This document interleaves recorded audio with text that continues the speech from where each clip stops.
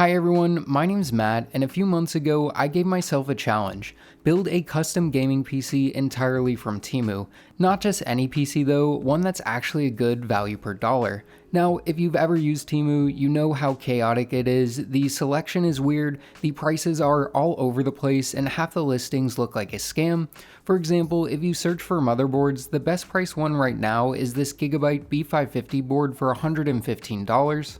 But a quick Google search shows this is going for over $30 less on Newegg, so yeah, I had my work cut out for me. But after a few months of deal hunting, coupon stacking, and price matching like a madman, I managed to put together a legitimately solid 1080p and 1440p gaming PC, all from TEMU for just $524, tax and shipping included. Quick disclaimer, this exact build probably can't be replicated, it took a ton of time, and many of the parts I used are either sold out or were purchased with limited time deals. With all that out of the way, let me show you what parts I ended up using for this $500-ish TEMU gaming PC build.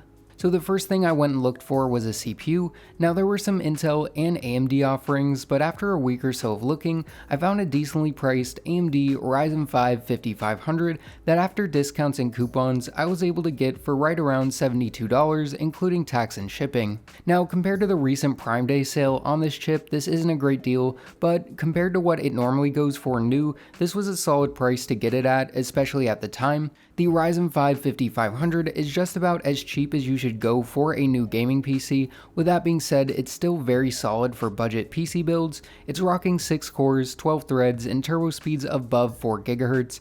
It gives you a few solid options for upgrades in the future, and it's also a good pick because it runs efficiently enough to be cooled by the included Wraith Stealth cooler. This is basically just a hunk of aluminum with a fan attached, but it looks pretty nice and gets the job done, which you'll be able to see temps in the benchmark section of this video. Plus, because it comes free in the box, it means we can save money on this component to use in other parts of the build.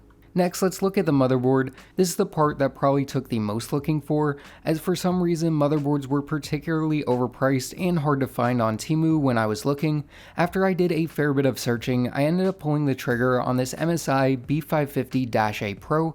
This ended up initially being $105 after discounts, again including tax and shipping. I was also able to do a price adjustment on the original price before coupons, which gave me another $22 back, bringing the final cost of this board down to $83.29. This is a pretty decent ATX AM5 board with a nice all-black color scheme and plenty of features. It's got 4 RAM slots, 2 M.2 slots, good PCIe expansion, and solid back panel I/O. Starting the physical build was pretty straightforward with just installing the CPU, taking off the AM4 mounting brackets, and then lowering down and securing the CPU cooler into place. With those in, let's now talk about memory. DDR4 is pretty cheap right now and was even cheaper when I was buying parts for this build.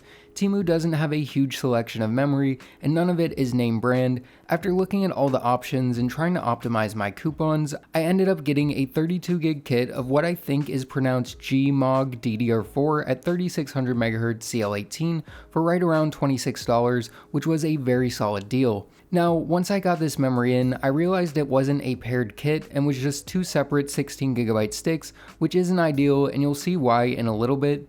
These, like any other pair of DDR4 RAM sticks, get installed into slots 2 and 4 in the motherboard by opening the clips, lowering them down, and then pressing them into place.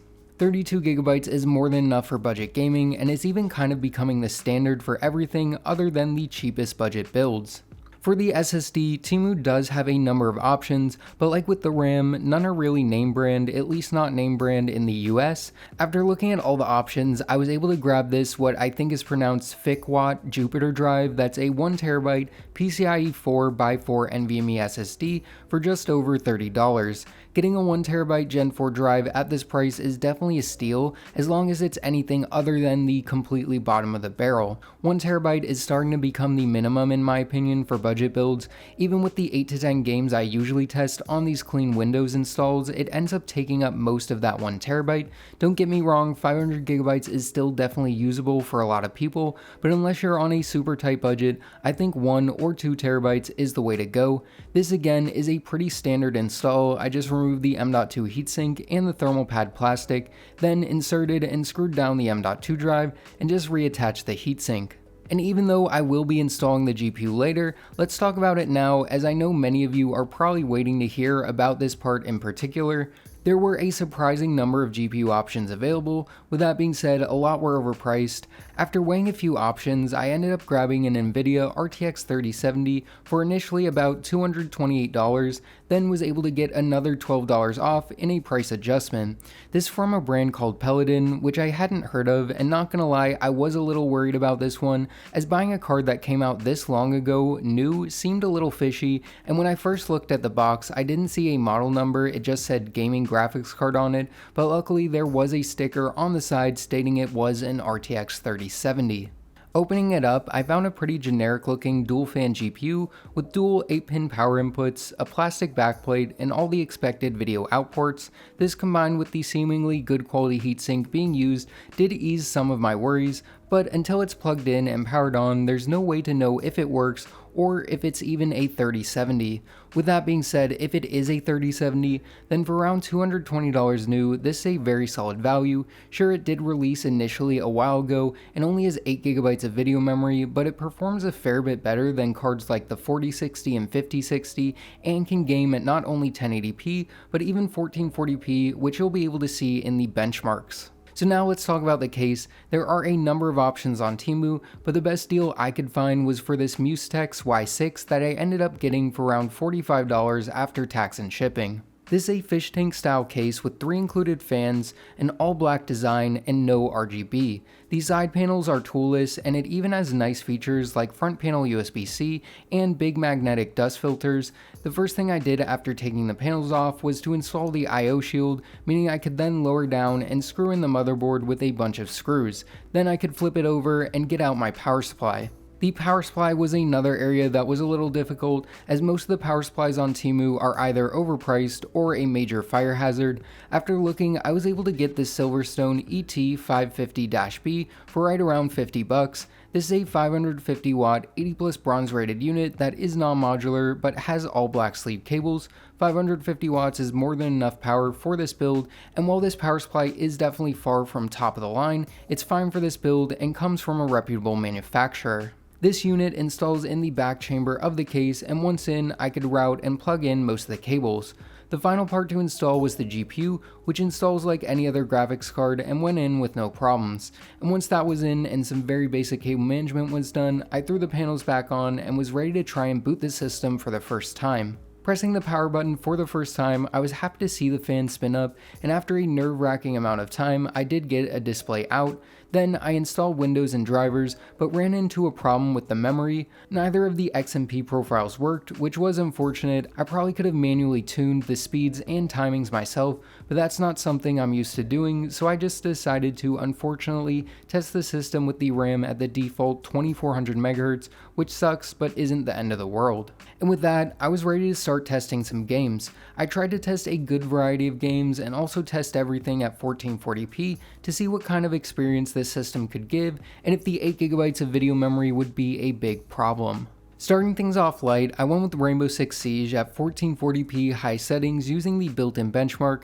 Doing this resulted in a solid average of 200 FPS with 1% lows of 159. This seemed like good performance to me and should be enough for even competitive play. In Valorant at 1440p high settings, I hopped into a deathmatch to see what kind of FPS I would get. Over the course of a game, I saw an average of 247 FPS with 1% lows of 128. This felt pretty smooth in my opinion, but the 1% lows were a little lower than what I would prefer them to be at. In Marvel Rivals, I was happy to see they now have a built-in benchmark, which makes my life easier. I tested at 1440p with the medium preset and saw a pretty good 81 FPS average with somewhat lackluster 1% lows of 42. This seems like pretty good performance, especially for just casual play. Next up, let's talk about Minecraft. I tested with Iris and BLS shaders to see what kind of performance the system would output. I tested at 1440p with 12 chunk render and simulation distance, along with fancy graphics. I just hopped into a creative world and ran around for a bit. Doing this resulted in a 115 FPS average, with 1% lows of 67. This felt decent enough and shows that even at 1440p, the system can handle Minecraft with shaders. In Call of Duty Black Ops 6, I used the built-in benchmark, and this was a game where the 8GB of video memory was a major problem. At 1440p balanced, which is kind of medium settings, the system put out a fine average, but the 1% lows were absolutely awful, and there were major stutters and stalls. Now, going down to basic, which is low settings, this did fix the VRAM issues, and I saw a solid performance with a 120fps average and 1% lows of 82. In Borderlands 3, an older AAA title, I tested using the built-in benchmark at 1440p high preset, and doing this resulted in a 90fps average with 1% lows of 61. This was pretty good performance in my opinion, and like with most of these games, turning the settings down a bit will likely get you even more FPS. In Cyberpunk at 1440p with the high preset, I used the built-in benchmark and saw a solid 100fps average and 1% lows of 63, which I was happy to see Cyberpunk playable at 1440p on this machine. Moving on to The Last of Us Part 2, I tested at 1440p medium and just went through a small section of the game. Doing this resulted in an 86 FPS average with 1% lows of 69, which is good performance for a modern title like this one. Finally, in Monster Hunter Wilds at 1440p with the high preset, the benchmark tool gave a somewhat solid 58 FPS average with not so great 1% lows of 32. This average is a bit deceptive as there were many points the FPS was staying in the mid to low 40s, which isn't great in my opinion. All in all, performance-wise on this $524 TEMU PC is pretty darn good. Being able to play all these games at 1440p is great, and going down to 1080p would likely result in higher FPS and in some instances smoother gameplay. With that being said, I think for the vast majority of games, this PC works perfectly fine. Noise-wise, it was audible but not annoying, and temps were as expected for a 5500 with a stock cooler and a 3070 with a dual fan design. Taking a look at the build as a whole, I think it looks pretty decent with the all-black design and performs pretty darn well considering the cost and where I bought all the parts. I want to reiterate, this build probably isn't repeatable, and this was more meant to be a personal challenge to see what I could put together. The main coupons I used were these like quick time events where, for example, in this one, if you spend $300 or more, you get $120 off, which I just bought parts that totaled to just over $300 and was able to get them for effectively 40% off. Now, I have no idea if TEMU is doing these types of coupons anymore, as I'm not actively using the app. Also, I don't necessarily recommend shopping on TEMU as they don't have the best reputation, so proceed at your own risk. With all that being said, I'm interested to hear what you guys think of this build. Do you think it's a good value per dollar? Would you have done anything differently? And do you think the deal/coupon hunting was worth it? Let me know in the comments below. So yeah, let's wrap this video up. Like the video if you liked it, consider subscribing, and as always, this is Matt from Tech by Matt, signing out.